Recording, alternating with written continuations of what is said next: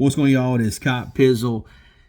You know, when I'm making my promo style videos or my trash talking videos, sometimes the football talk in it gets lost. And, you know, I try to come up with creative ways to entertain and just, you know, enjoy the game of football and the New York Giants a different way. Which, you know, leads to people not taking me serious in terms of football knowledge or how I view the game or whatever. So I wanted to take this time and talk to you guys about how I feel from a football perspective and kind of leave the trash talking out of it just for a second. Look, I'm a person that believes that nobody knows shit, right? Nobody really knows what the hell's going on. I watched a guy with 100,000 subscribers, you know, get the Giants quarterback position terribly wrong this year. So, you know, it's one of those things where it's like, you know, you would think they'd get it right, but they didn't. But nevertheless, I just kind of wanted to just do a little football talk here. Of course, you can catch me tonight on the Giants Outsiders podcast on the Fist Vegas Blue channel. Tonight, I think, will be one of our best episodes. It's going to be a great show. Can't wait to talk a little football there. But, you know, it's in terms of how do I really feel about the Giants and break this thing down for the playoffs here. Look, I have to be honest. I feel really good about the position of where the Giants sit. You know, I don't love the fact that obviously we would have to go on the road more than likely on every single game, but I've seen the Giants do that before, so it is possible. In fact, it kind of I think inspires the team of us versus them kind of mentality. You know, us versus the world. So I think it can give a team like us an edge in that regard of just put that dog in them. And look, my quarterback Daniel Jones, he's played really good football the last 4 games. Hell, if you look at the totality of the season, the second half of the year, Daniel Jones really stepped up when the team needed him to step up. If you think about all the injuries and all the things that was going on that was out of his control, and he still played at a high level and still did what he needed to do. You know, and I know Daniel's a very political debate and conversation that a lot of people are fiery about, and that's not just Giant fans. That's Eagle fans, Cowboy fans. You know, they think he stinks and this and that.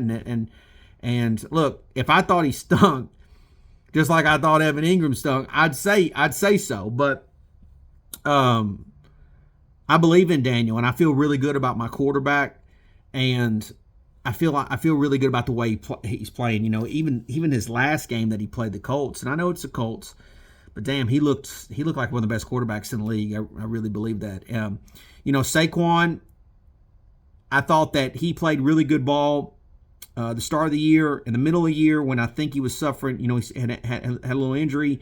You know, I don't think we really saw a really good Saquon. But here at the end of the year, Saquon's really picked up his game, and I got to give him a lot of credit. He actually looked pretty good when you think in terms of the Vikings. He looked good against the Vikings. There's going to be a lot of people that believe that in order for the Giants to win, we're going to need Saquon to play at a high level. That's false. It's really the Daniel Jones show in terms of the offense. Saquon can benefit from Daniel, absolutely.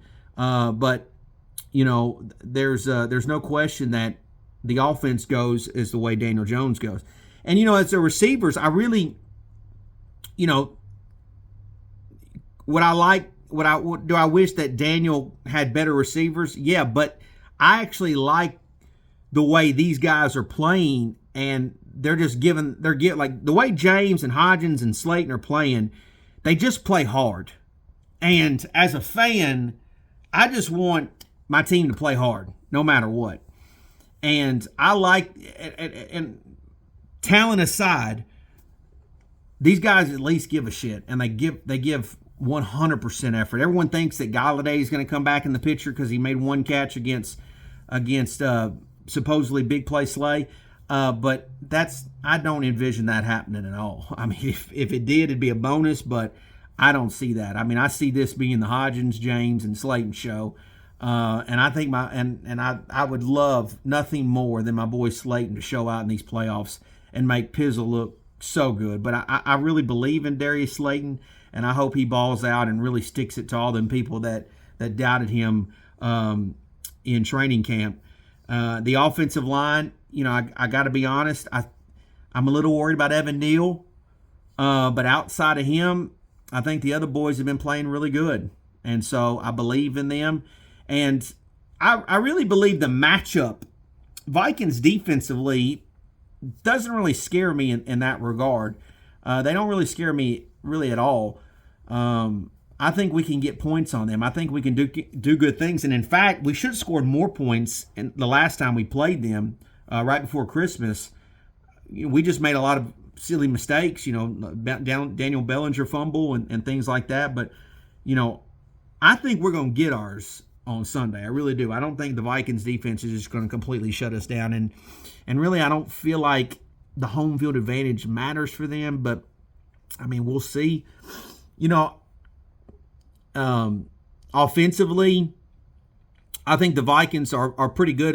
Justin Jefferson's probably one of the best receivers in the league. He's really talented. We'll see if Kurtz can step up in a big spot, big game. But the thing that there's two factors in this game that I'm really curious about. When we played the Vikings before Christmas, we had some injury issues on the defensive side of the ball. Adoree Jackson, Xavier McKinney, for example.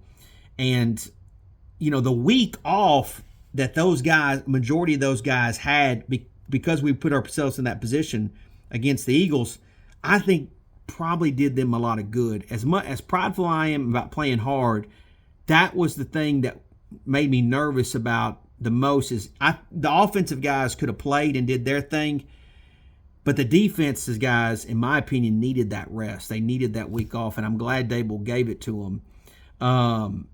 But I really think that we can play better defensively because we're going to have some guys more healthy this time and actually out there. Xavier McKinney will be out there. Hopefully Adoree Jackson will be out there. And so that's the confidence that I have that our defense will be better this time around. I really believe that. Now, one of the other things that I'm really nervous about from a fan perspective is that this Giants team has a lot of guys, a ton of guys that have hardly any playoff experience. And so, in fairness, you could see them, it's fair for them to go into this game and be nervous about this chance and this opportunity and blow it because a lot of them have never been there before. And so that's the thing that I'm worried about is where there's not a lot of playoff experience. And in order for us to be successful next year and the year after that, we actually need, that's what was so important about this year in making the playoffs is we need this playoff experience. We need guys to play in these big-time games where the whole world's just watching you and see how they do. And so they may crumble on this stage. They may flourish on this stage. We just don't know yet until we actually see it. And nobody's going to know, right? You can't understand what one person would do in this spotlight, let alone 53 men. So I think the Giants will be up for this challenge. They've got that family mindset, and I believe in them. I firmly do. And look, I'm going to break down how I think the NFC playoffs are going to go on the podcast tonight. And if they go the way I think they may go, I think the Giants absolutely have a shot to reach a Super Bowl. 100%. I really do believe that. Would it be a miracle story? Would it be a Cinderella story? Abso-fucking-lutely. But I think it's possible. I really do believe that. And so I also believe that the Giants are playing their best ball that they've had all year long.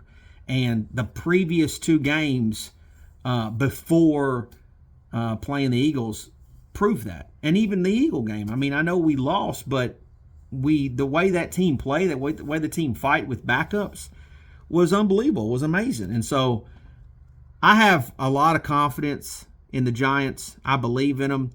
Like I said the other day, we will be streaming that game over here on the Cop Pizzle YouTube channel, the longest running reigning New York Giants channel in the whole daggum game, and it's gonna be a sight to see. And so, look, I believe in this team. I think we can stop Dalvin Cook. Justin Jefferson stopping him will all depend on how our secondary guys play.